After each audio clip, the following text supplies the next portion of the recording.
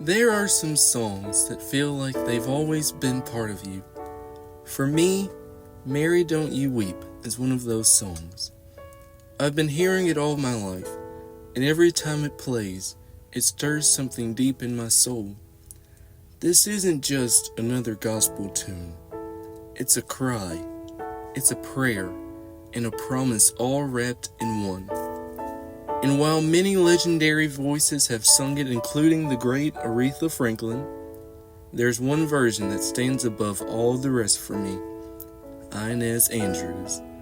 The power in her voice, the way she would cry out Mary, even in her later years, it wasn't just a performance, it was ministry. Mary Don't You Weep is a traditional African American spiritual with roots stretching back before the Civil War. It was sung by enslaved believers who held on to the hope that God would deliver them just as He delivered His people in the Bible. The song draws from the two powerful stories, Mary weeping over her brother Lazarus in John 11, and God's deliverance of Israel in Exodus. It carried a dual message, comfort for the grieving and assurance that God will bring freedom. Over time, it was moved to black churches, becoming a cornerstone of gospel music and a song of resilience for generations.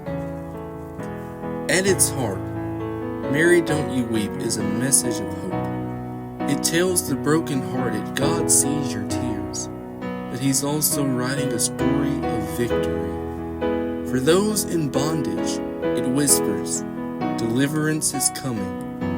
For the grieving, it promises, this isn't the end. That's why this song is so deeply embedded in black gospel tradition. It speaks to every season of life, from mourning to triumph. No single songwriter can be credited with Mary Don't You Weep. Like many spirituals, it was born in the collective faith of people who had nothing but God to hold on to. It was passed down, shaped by voices who believed in a God that could bring life from death and freedom from chains. When gospel choirs and soloists began recording it in the 20th century, they weren't creating something new.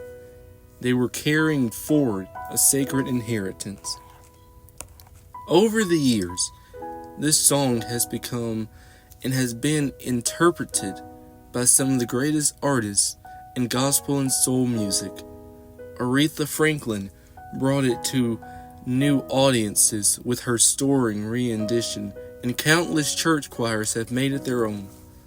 But for me, there's something about Inez Andrews' version that captures the heart of the song in a way no one else can. She didn't just sing it, she lived it, breathed it, and poured every ounce of her faith into it. Inez Andrews was one of the most powerful voices in gospel history, known as the high priestess of gospel. She could take a simple line and turn it into a cry from the depths of the soul. With Mary Don't You Weep, she created something unforgettable. Even as she aged, her voice carried that same fire. Watching her stand on the stage lifting that song with tears in her eyes and power in her voice, it was more than music. It was testimony.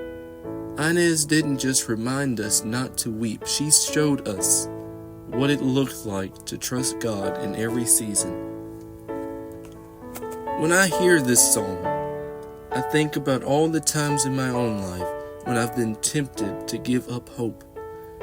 This song is a reminder that God's promises don't stop at the grave. Jesus called Lazarus out, and He's still calling life into places we thought were dead. He's still making a way for His people.